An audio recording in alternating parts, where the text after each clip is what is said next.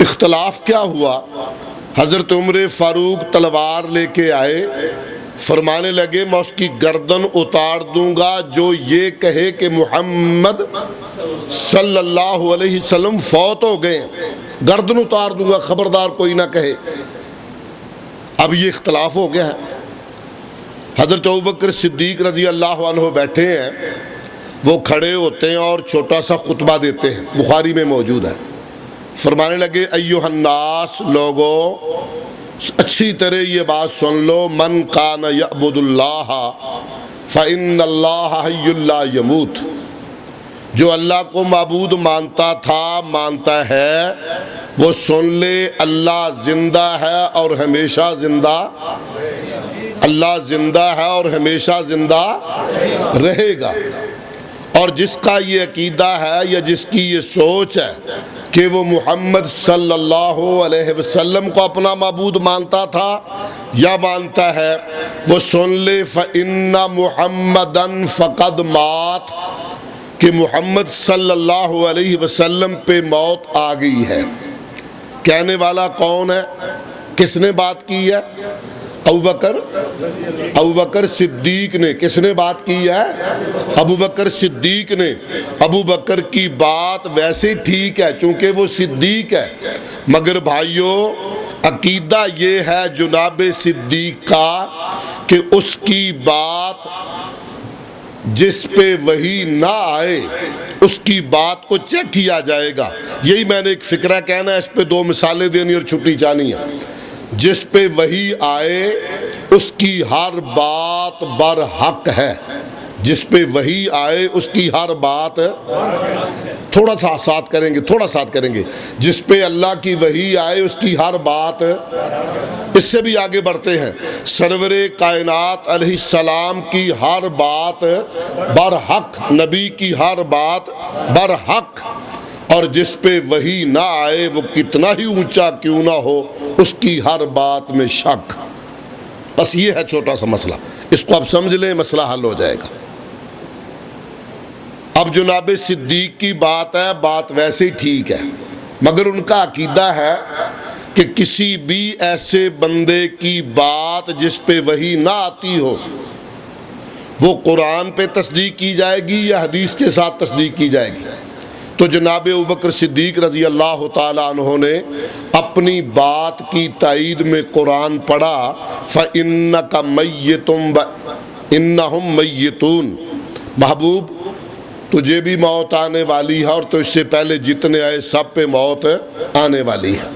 حضرات، دوسرا اختلاف ہوتا ہے کہ سرور کائنات جناب محمد صلی اللہ علیہ وسلم جو ساری کائنات کے خلاصے ہیں، سب سے اونچا اور اعلیٰ ہے، یہ باتیں یہاں ہو چکی اس سے پہلے۔ حضرات، وہ نبی فوت ہو گئے ہیں، آپ کی قبر کہاں بنائی جائے، قبر مبارک کہاں ہو، یہ اختلاف ہوتا اور تین دھڑے ہو جاتے ہیں، تین گروہ یہاں بنتے ہیں۔ ایک طبقے نے کہا جناب آپ کی قبر مبارک مسجد اقصیٰ میں ہو۔ کہا کیوں؟ کہنے لگے اس لیے کہ وہاں بے شمار نبیوں کی قبریں موجود ہیں۔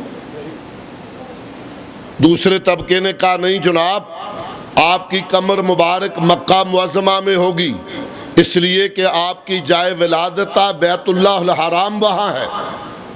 تیسرے گروہ نے کہا نہیں جناب آپ کی قبر مبارک مدینہ طیبہ میں ہوگی، اس لیے کہ آپ نے وعدہ کیا انصار سے زندگی اور موت کا، اور یہاں حضور کی مسجد ہے، مسجد نبوی ہے۔ تینوں اپنے اپنے دلائل رکھتے ہیں۔ اب ان میں سے ایک صحابی اٹھے اور فرمایا کیوں لڑ رہے ہو، کیوں جھگڑ رہے ہو، تمہیں یاد نہیں سرور کائنات علیہ السلام نے فرمایا تھا نبی جہاں فوت ہوتا ہے وہیں نبی کی قبر ہوتی ہے۔ حدیث سنا دی۔ جب حدیث آ گئی تو ان تنازعتم فی شیء فردوہ الی اللہ والرسول، بات ختم ہو گئی، جھگڑا ختم ہو گیا۔ کس چیز پہ؟ حضور کی حدیث پہ۔ کس چیز پہ جھگڑا ختم ہوا؟ حضور کی حدیث پہ۔ حضرات، تیسرا اختلاف ہوتا ہے اب امیر المومنین بنانے پہ، قریشیوں میں سے ہو مہاجرین میں سے ہو انصار میں سے ہو۔ پھر یہ بڑا جھگڑا طول پکڑ گیا، یہاں تک نوبت آئی، کہا منا امیر و منکم امیر، ایک ہمارے اندر امیر ہوگا ایک تمہارے اندر امیر ہوگا، یعنی دو بنا لیتے ہیں۔ آپ بتائیں آپ کی یہ مسجد ہے، یہاں امام ایک ہوتا کہ دو؟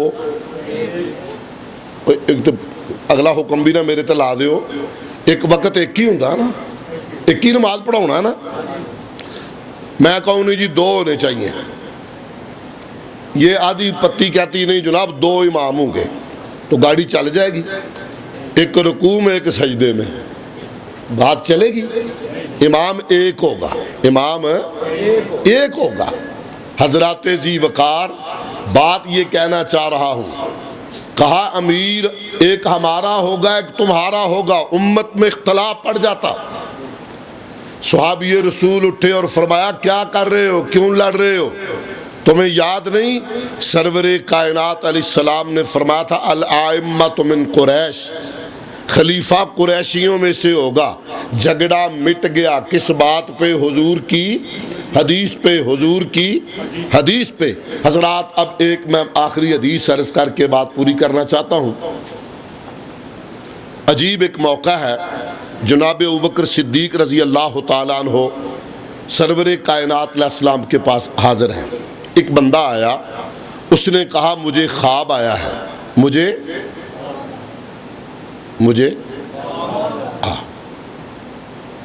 خواب کی تعبیر بتا دیجئے۔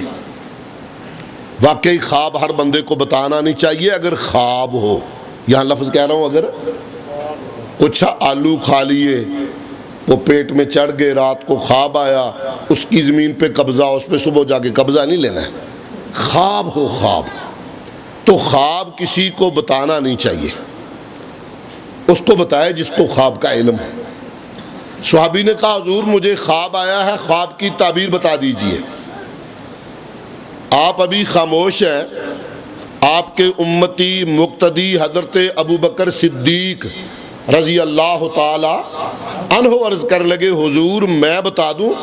یہاں پھر آپ سے معذرت، یہ اپنے محکمے سے بڑے ادب سے، ہم تقریباً اکثر مفتی ہوتے ہیں، اکثر کوئی بندہ مولوی صاحب سے پوچھنے لگ جائے مولوی صاحب جراباں تے مسا ہو جانا ہے، اجے مولوی صاحب چپ، اور تنوں یہ بھی نہیں پتا ہو جانا ہے، یعنی سارے مفتی ہوتے ہیں، آپ نہیں، میں عام بات کر رہا ہوں۔ عرض کی حضور میں بتا دوں؟ یہاں بڑی معذرت سے کیوں آپ نے پوچھا؟ اس لیے کہ صدیق کی خواہش تھی کہ میں پاک محبوب کی موجودگی میں علم تعبیر رؤیا اس کی حضور سے تصدیق کروا لوں، اس لیے اصل میں تھا۔ کہا حضور میں بتاؤں خواب کی تعبیر؟ فرمایا صدیق تم بتا دو۔ جناب ابوبکر صدیق رضی اللہ عنہ نے خواب کی تعبیر بتائی، خواب کی تعبیر بتائی، مگر کیا یہ بستی کا نام کیا؟ کٹن؟ ہاں کٹن، آگے شنگوش بھی ہے میرے خیال ہے۔ کٹن کے باسیوں اللہ اکبر، جناب صدیق کا عقیدہ ہے کہ نبی کی ہر بات، وہ کیا گیا فکرہ پہلے بھول بھی گیا، نبی کی ہر بات برحق، نبی کی ہر بات برحق، اور جس پہ وحی نہ آئے اس کی ہر بات میں، یہی بات بتانی تھی اصل میں۔ کہا صدیق بتا دو۔ جناب نے خواب کی تعبیر بتائی اور بڑے ادب و احترام سے حضور کی طرف دیکھتے ہوئے عرض کیا محبوب میں نے جو بتایا ہے بھلا ٹھیک ہے؟ میں نے جو بتایا ہے بھلا ٹھیک ہے؟ عقیدہ صدیق ہے کہ نبی کی ہر بات، سب کی نہ کی پکوڑا سے، نبی کی ہر بات برحق ہے۔ آپ نے فرمایا ابو بکر تیری عظمتوں کو سلام، ابو بکر تو بڑا اونچا انسان، میں نے لوگوں کے احسانوں کے بدلے چکا دیے، تیرے احسانوں کے بدلے اللہ ہی چکائے گا۔ ابو بکر تو غار میں میرے ساتھ، مزار میں بازار میں ساتھ، سفر میں ساتھ، حضر میں ساتھ، بڑے تیرے احسان ہیں۔ مگر اللہ گواہ ہے تو نے جو خواب کی تعبیر بتائی ہے اصبت بعضا واخطأت بعضا، کچھ حصہ تم نے درست بتایا ہے اور کچھ میں بھول گئے ہو، کچھ تم نے درست بتایا ہے کچھ میں بھول گئے ہو۔ حضرات ذرا سبق میرا سمجھو، بات میری سمجھو، جس پہ وحی آئے نبی کی ہر بات برحق ہوتی ہے، جس پہ وحی نہ آئے اس کی ہر بات میں شک ہوتا ہے۔